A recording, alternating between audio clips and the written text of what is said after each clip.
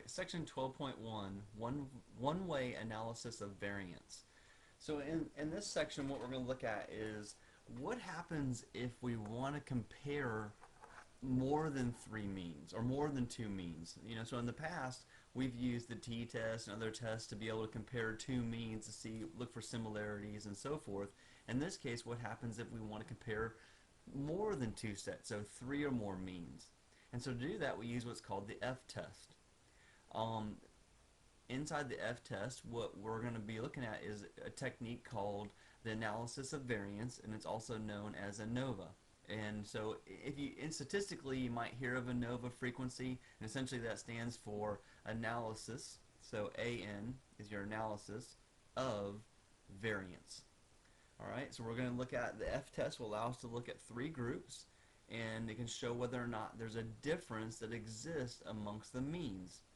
It doesn't really tell us where the difference lies, but it'll tell us that there is a difference.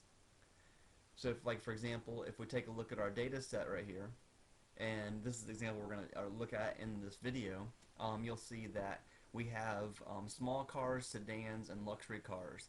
The average for the small cars is 37.25, the average for the sedans is 35.4, and the average for luxury is 26. So what we're going to be able to see is that a significant difference? The one-way analysis of variance test is used to test the equality of three or more means using sample variances.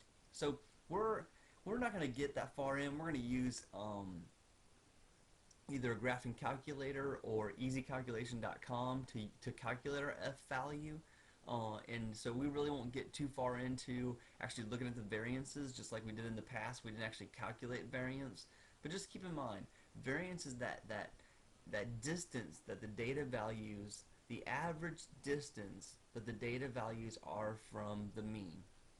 And then the last is one-way analysis of variance test is used on one independent variable. So in this case here, and I don't remember what it is, we'll get to it in just a moment, but we're comparing something to do with cars, and I don't remember what what these numbers represent. We'll see, like I said, in a minute. But it's one comparison. So that independent variable, we don't have several different type of variables. Here we're talking about cars. All right. So we have some reasons why the t-test should not be used. So one reason is that we're comparing two means at a time. You ignore all the other ones. So if we start comparing the mean of the first data set with the mean of the second data set, then we're not even thinking about the third data set. In this case here, we have the probability of a type 1 error becomes larger when you start doing multiple t-tests. So remember, type 1 error is an error that occurs when you reject the null hypothesis when it's actually true. So these are just factoids, little things. Don't get wrapped up in it. Just kind of keep them as a checklist of what you would have to consider if you were going to be using the ANOVA or analysis of variance testing.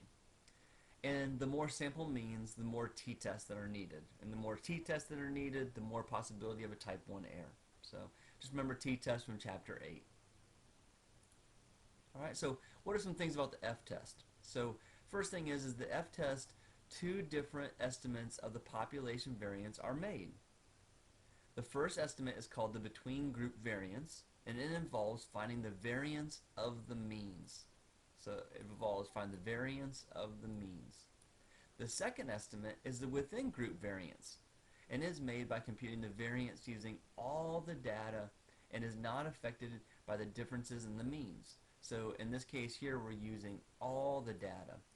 Now remember what variance is, and this is what we talked about in the first slide, is variance is the average of the squares of the distance that each value is from the mean.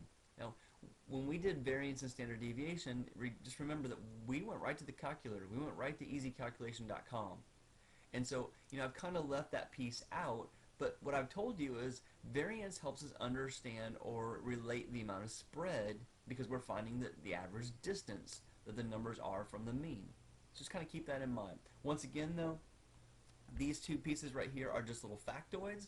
If we were going to go in and actually do this calculation by hand, then this would be very important information because this would be a calculation that we would be making. Alright, so the next thing is there is no difference in the means. If there is no difference in the means, the between group variance, okay, the between group variance will be approximately equal to the within group variance. Thus, the f-test value will be close to 1. And if the f-test value is close to 1, then we do not reject the null hypothesis. However, if the mean, when the means differ significantly, the between group variance will be much larger than the within group variance. And so in the f-test here, we will be significantly greater than 1, and so we will reject the null hypothesis. Now, what I want you to take away from this is just specifically, once again, a fact. We're going to look at the specifics, and I've got a step-by-step procedure for you to follow that'll help you understand the process, and then we'll tie the concept together with these questions. So there's a couple assumptions for the f-test. Just kind of going through here, a factoid situation. The following assumptions apply when using the f-test to compare 3 or more means. The populations from which the samples were obtained must be normally or approximately distributed.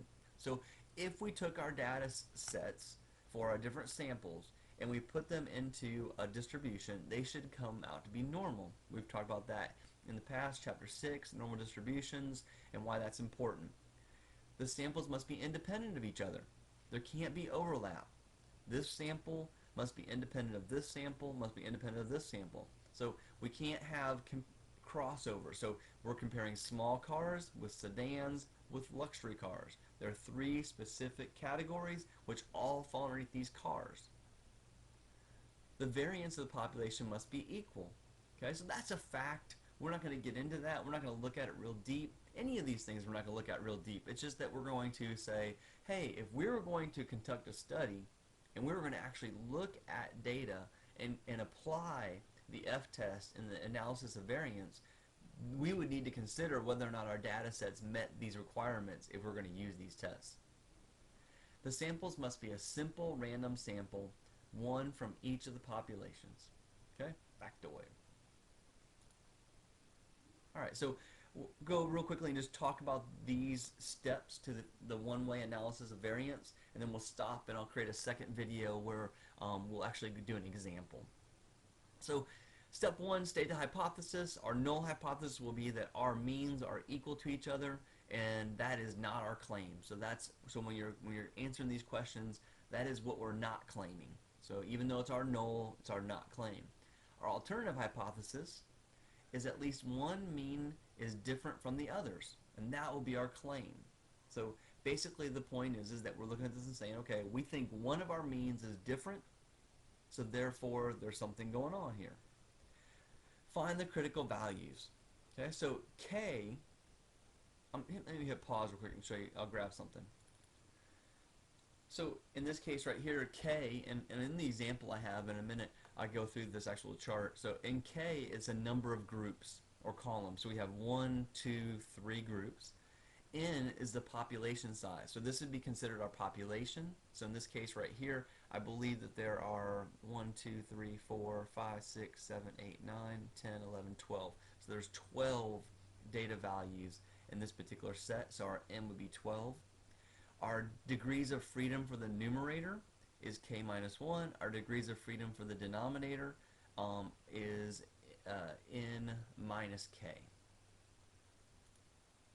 And now that numerator and denominator piece, that would be if we're actually calculating some of these data values by hand.